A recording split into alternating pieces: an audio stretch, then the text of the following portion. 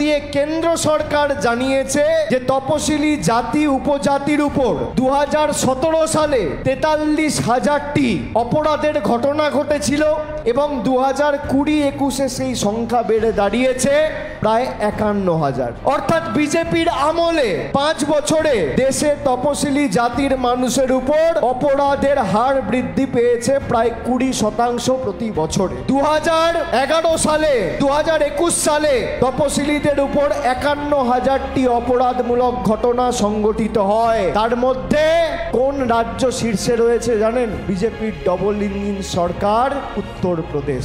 এক বছরে 13,146টি ঘটনা ঘটে। আর সে বছর বাংলায় তপশিলিদের উপর কটা ঘটনা ঘটে?